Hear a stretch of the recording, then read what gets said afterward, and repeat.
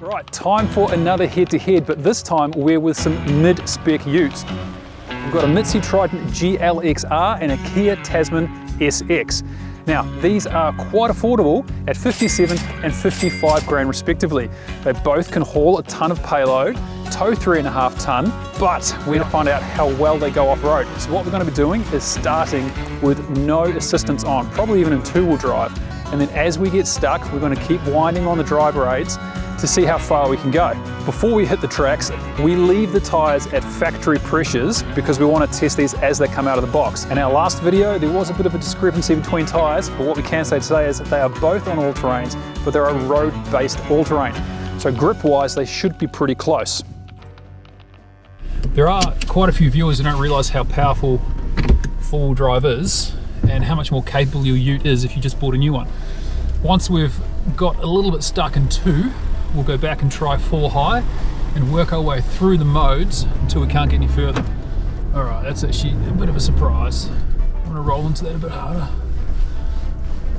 So we just lifted a wheel slightly and straight away lost traction, and I thought a bit of traction control would take care of it. No, we got nowhere. All right, straight into 4 high. Now the Mitsubishi's 4 high doesn't actually lock the center diff. It's more like an all-wheel drive. So it's more like, okay. It's more like an all-wheel drive as opposed to a proper four-wheel drive. Now I feel like with a bit of momentum I could make this. I'm gonna try one more time, but we're not here to break it. We're here to prove that it can do, no chance. It can do what we want it to do. Okay, so 2 attempts, 2 relatively early failures on these sort of simulated wombat holes, so this off-axle work. We're now going to put the center lock in. So this is now 4 high with a locked center diff, where before we had 4 high with an open center diff. So now we're sending equal power to one front and one rear. We should have more. No, we're still going backwards. So right, 4 low. Now I'm just going to try and walk this. These cars are quite clever. This should. Traction control, yep, it's doing its job.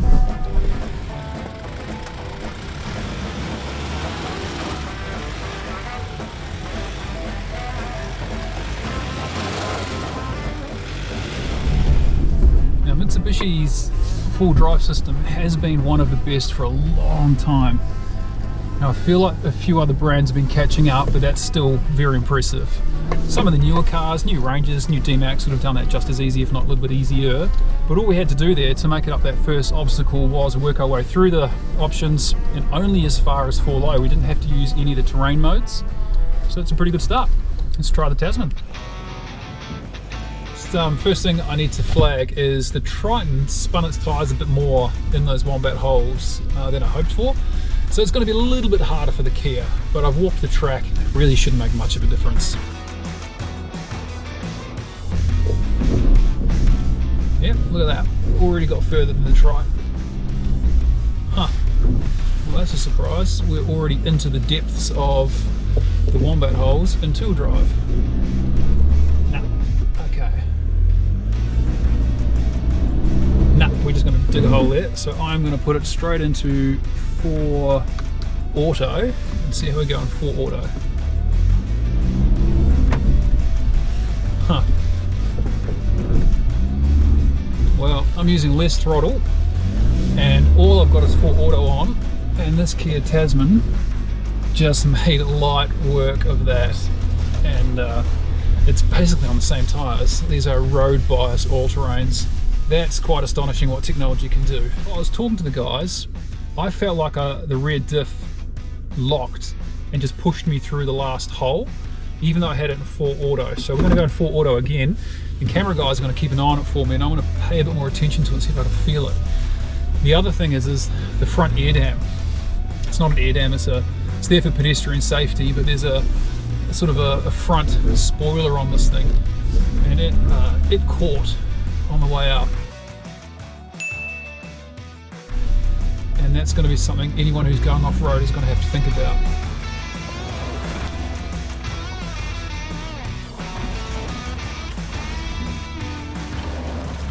Yeah, okay. I didn't feel it. There definitely wasn't an audible lock there, but the way that this thing sits for a moment when it's lost traction and then just finds traction and pushes through, it feels to me like it's either gripping through a very sophisticated traction control system, which it could be, or it is engaging that rear diff. But it's, again, 4 auto, walked it.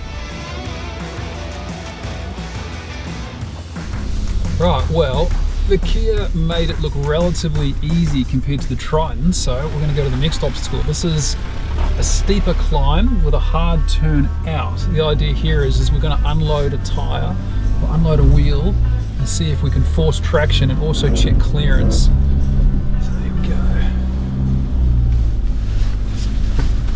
Yeah, again, no real challenge. Right, next test for the Triton.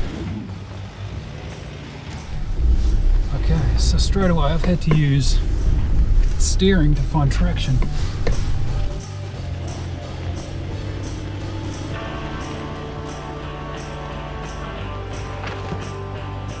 Oh yeah, maybe 20-30 centimeters under the back tyre there.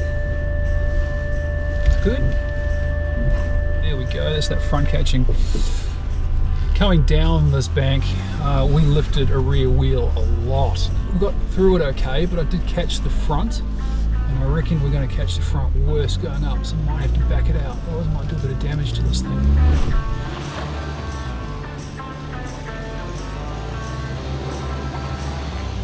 There we go, we got it. Oh yeah, okay. Alright, we're once again into that hole. So, passenger side rear is up. Whoa, yep, okay, we didn't catch the front too badly that time. There it is. Yeah, okay. Well, that made it easy. And here's the thing, everybody, I'm still on 4 auto. This thing is doing a superb job. Time for the Triton. The flex challenge. And also, we'll see if we scrape the front. Now, the Kia did touch the front doing this.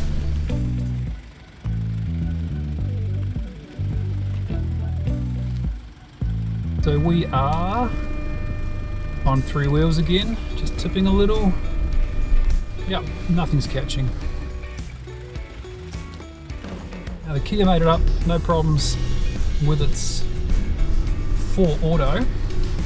So we're going to do 4 open center diff in the Triton. See how we go.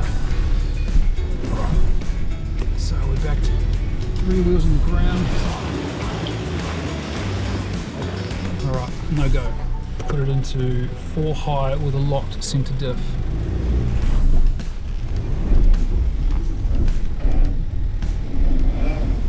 Oh, nope. 2 hours later. Center diff hadn't engaged. We should be good now. The Triton has a big ace up its sleeve. It has fantastic off-road modes. I'm just going to try a regular 4 low.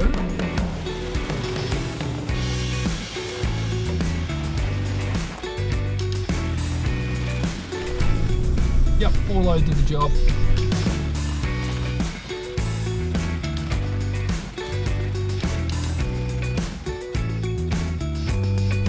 Feels composed. Yeah, it's picking up a wheel, sitting on three wheels for a minute, but it feels good. I'll still give that a win to the Kia for how easy the Kia made that. Alright, under the bonnet of the 2 utes, we have 154 kilowatts, 150 kilowatts, 470 newton meters, 440 newton meters. So pretty close numbers. Now they both claim high 7s for their fuel consumption. I'd expect to see mid to high 8s, maybe 9s in headwind. But critically, this one has 2 more gears and my favorite gearbox ever made, the ZF 8-speed, whereas this has a 6-speed auto. That gearbox makes the difference in my opinion. It just gets up and goes just that little bit quicker. Other critical things to think about, surprisingly the newer ute is a little bit noisier than the older ute. But otherwise, they are much of a much. But this wins on gearbox, hands down. So wading depth, we can't get an official number from Mitsubishi, but we believe it's 500 mil for the Triton, which is not great, 800 for the Kia Tasman, which is more on par. But for bushability, The alternator is nice and high under the bonnet in the Triton, unlike the Kia where it's down low. I'm a big fan of that, just keeping the dust and the water out of it from river crossings. So even though it's got a lower rated wading depth, I wouldn't be surprised if you're gonna have less trouble with the alternator in the Mitsi.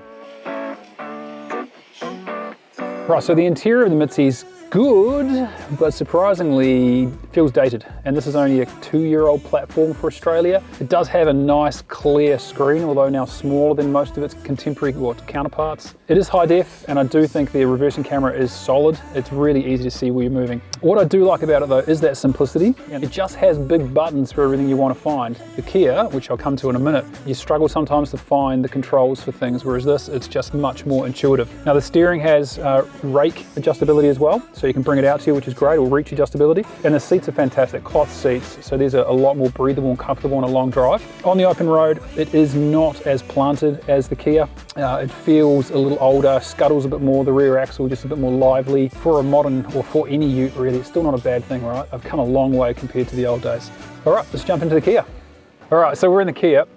Straight away, it's actually not as intuitive as you'd hope it to be. Modern cars are sort of trending this way. Buttons aren't obvious, but it is bloody nice. Like, it is modern, it has a good feel to it, it has a lot less hard plastics in the Triton. You know, this is clearly a lot newer ute, even though it's only a couple of years newer than the Triton. The steering wheel is reach and rake adjustable. The seats in this, again, are cloth, and I think they're fantastic. I prefer cloth on long drives. Visibility is great, and the cabin is huge. It's by far the biggest in its class. I had one of these parked beside a 300 series Land Cruiser the other day, and it looked a lot bigger, and it actually feels bigger inside than a Cruiser. On the open road, it feels more planted than the Triton. Probably feels more planted than most utes I've driven actually. It just has a smoother, softer ride. Yeah, it's a good place to be. I think Kia have done a great job of the inside.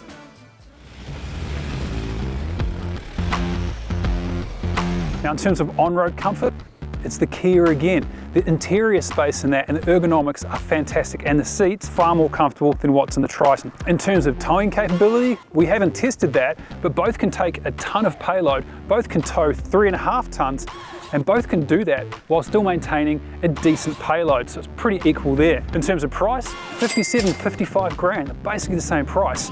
So for me, it's a clear win to the Tasman. I'm gonna try and find piss test. Let me try and find piss test. What do you want to play?